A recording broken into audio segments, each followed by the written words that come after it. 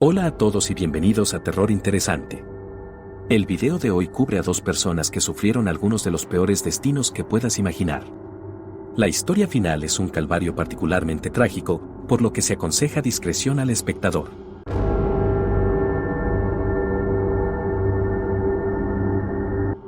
El Parque Nacional de Yellowstone es un parque nacional en los Estados Unidos que es famoso por su vida silvestre y por sus muchas características geotérmicas. Debajo de Yellowstone hay algo llamado la caldera de Yellowstone, que en realidad es el sistema volcánico más grande de toda América del Norte. Se cree que la cámara de magma que está debajo de Yellowstone es una sola cámara masiva que tiene 59.5 kilómetros de largo, 29 kilómetros de ancho y de 4 a 11 kilómetros de profundidad. En algún momento, se espera que esta cámara entre en erupción como lo ha hecho al menos 3 veces en la historia y destruya la mayor parte de América del Norte.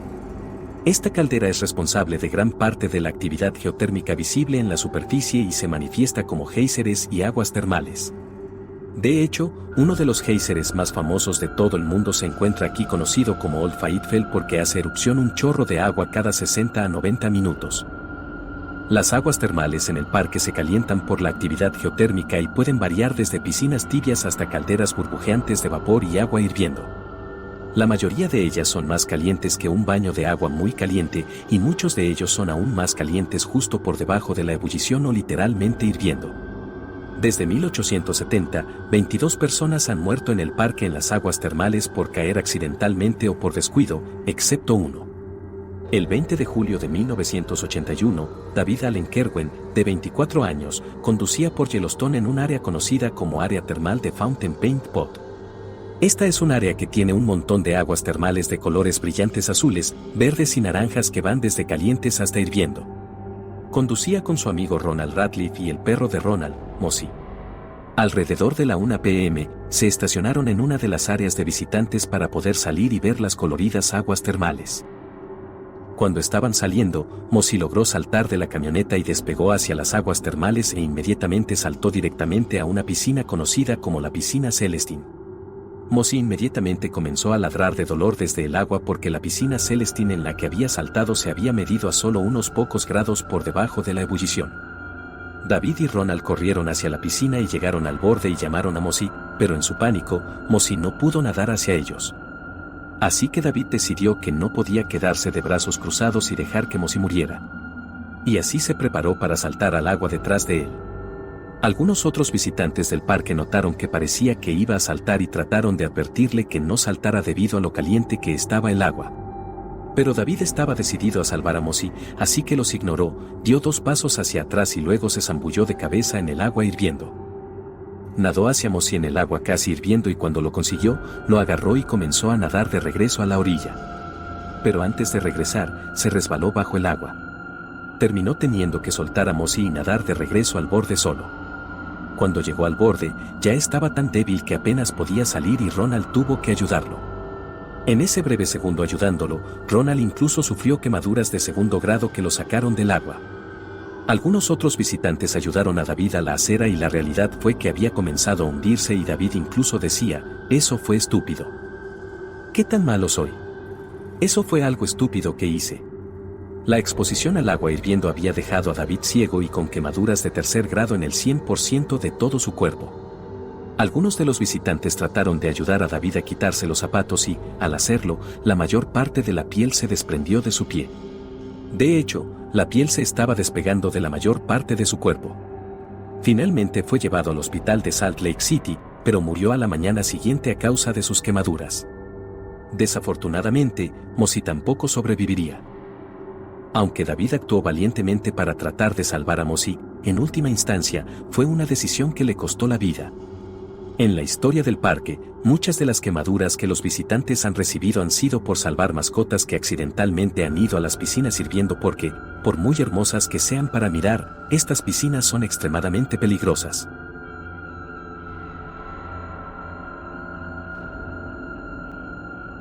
En Colombia, a unos 128 kilómetros al oeste de la ciudad capital de Bogotá, hay una montaña conocida como el Nevado del Ruiz que se encuentra a unos asombrosos 5.334 metros. Nevado del Ruiz es nombrado el León Dormido porque no es una montaña ordinaria. En realidad es un volcán que ha estado parcialmente inactivo desde 1845. En 1845, cuando el volcán entró en erupción por última vez, más de 1000 personas murieron en los valles cercanos. A lo largo de los años desde entonces, el volcán comenzó a mostrar signos de que podría entrar en erupción una vez más. Estos comenzaron con solo algunas pequeñas liberaciones de vapor y luego un temblor ocasional, pero luego, en septiembre de 1985, los temblores de la montaña se volvieron tan poderosos que los funcionarios comenzaron a crear planes de evacuación para las aldeas cercanas. Para octubre, habían creado un mapa de peligros para distribuir a los residentes para mostrar dónde podrían aterrizar los escombros o dónde podrían ocurrir los flujos de lava en caso de una erupción. Desafortunadamente, el mapa estaba mal distribuido y muchos de los residentes de las aldeas cercanas nunca recibieron nada en absoluto. En particular, había muchas áreas de alto riesgo que se habían construido en el camino directo de los posibles flujos de lava porque el volcán había estado inactivo durante tanto tiempo. En uno de estos pueblos cercanos vivía una niña de 13 años llamada Omaira Sánchez. Omaira nació el 28 de agosto de 1972 en el pueblo de Armero con una población de 31.000 personas. Vivía con su padre Álvaro, que era agricultor de arroz, su madre María, una enfermera, su hermano y su tía. El 13 de noviembre de 1985, aproximadamente a mitad del día, hubo una serie de largos terremotos que comenzaron fuertes y luego murieron muy lentamente. Un volcanólogo llamado Bernard Chouet notó estos terremotos y trató de alarmar a sus colegas de que eran signos de una erupción. Luego, a las 9:08 p.m., el Nevado del Ruiz entró en erupción, enviando rocas y escombros a más de 30 kilómetros a la atmósfera. La erupción creó una nube de gas sobrecalentado que derritió la nieve y el hielo en la cima de la montaña. Esto luego se combinó con rocas y barro en 4 gruesos flujos de lodo conocidos como lejars que bajaron rápidamente por la montaña hacia los valles cercanos a unos 6 metros por segundo. En el camino, a medida que recogían escombros, crecieron hasta alcanzar los 50 metros de ancho y 2 metros de profundidad. Uno de estos lejars se dirigió directamente a Armero. Justo antes de las 11:30 p.m., la parrilla eléctrica quedó noqueada en el pueblo y los vecinos estaban en completa oscuridad. Luego, a las 11:30 p.m., un lejar inundó Armero y cubrió casi toda la ciudad con una gruesa capa de barro. Durante las siguientes horas, 2 olas más barrerían la ciudad matando a más de la mitad de la población y destruyendo la mayoría de los edificios a su paso. En algún momento durante esta destrucción, la casa de Omaira Sánchez fue golpeada por un lejar, destruyéndola instantáneamente y aplastando a su padre y tía. Omaira sobrevivió al impacto inicial, pero los cimientos de concreto de la casa habían aterrizado sobre ella, fijándola en su lugar. Peor aún, el lejar se mezcló con agua que dejó una inundación a su paso, por lo que Omaira quedó atrapada casi hasta el cuello en el agua.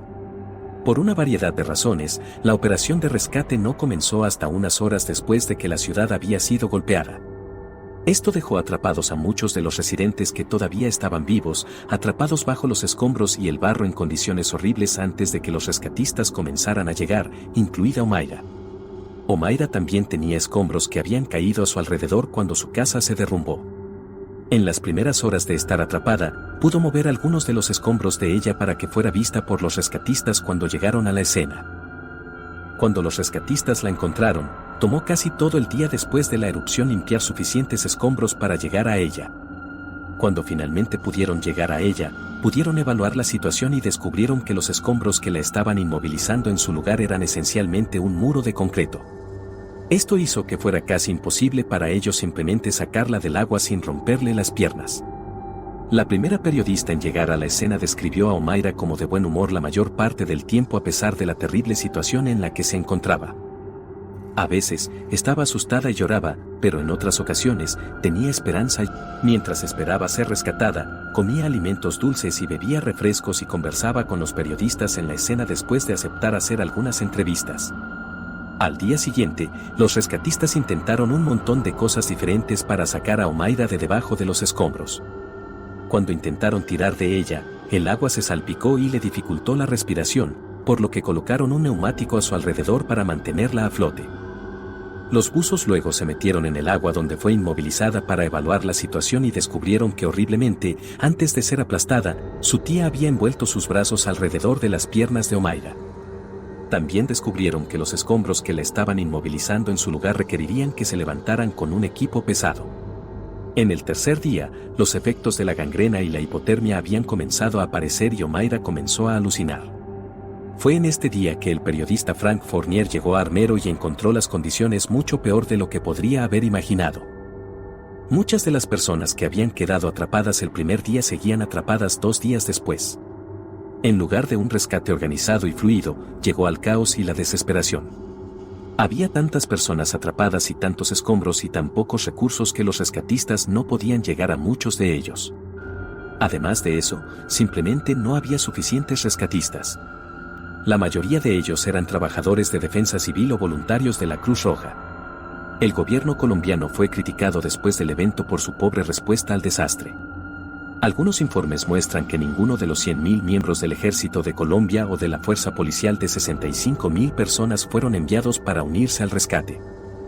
Pero el gobierno afirma que las condiciones eran simplemente demasiado difíciles para llegar a la ciudad a tiempo. Carecían de los recursos y el equipo para movilizarse de manera efectiva a través de las vastas franjas de lodo que se extendían por millas a través de las ciudades inundadas. Al tercer día, mientras Frank caminaba a través del caos, fue recibido por un granjero que le pidió ayuda y lo llevó a un lugar desconocido. Cuando Frank llegó, se encontró con la visión de Omaira Sánchez, de 13 años, atrapada entre los escombros. A medida que su condición empeoraba, su rostro se había hinchado, sus manos se habían blanqueado y sus ojos se habían vuelto de un rojo intenso. Fue en este día que los médicos determinaron que para liberarla, tendrían que amputarle las piernas. Pero debido a que carecían del equipo necesario para que ella sobreviviera a una doble amputación, finalmente se decidió que la opción más humana era dejarla morir. Y así, aproximadamente a las 10:05 am del 16 de noviembre, 60 horas después de quedar atrapada, Omaira Sánchez falleció de gangrena o hipotermia. Poco antes de su muerte esa mañana, Frank tomó esta imagen inquietante como una forma de informar sobre su coraje y su sufrimiento en su horrible prueba de 3 días. El hermano de Omaira sobreviviría al incidente y su madre, que estaba ausente por negocios en el momento del desastre, recibió trágicamente la noticia de la muerte de su hija durante una entrevista de radio. En total, más de 23.000 personas murieron, 13 aldeas fueron destruidas y la erupción del Nevado del Ruiz sigue siendo el peor desastre natural en la historia de Colombia. Pobre niña. De todas las historias que he contado hasta el momento en este canal, esta es la que más me da sentir. Ya que tengo 2 hijas bien cariñosas, y de solo pensar que algo así le ocurriera a una de ellas, me moriría de pena. Si llegaste hasta aquí, solo quería agradecerte por ver y te invito a ver algunos de los otros videos en mi canal que creo que disfrutarás si disfrutaste de este.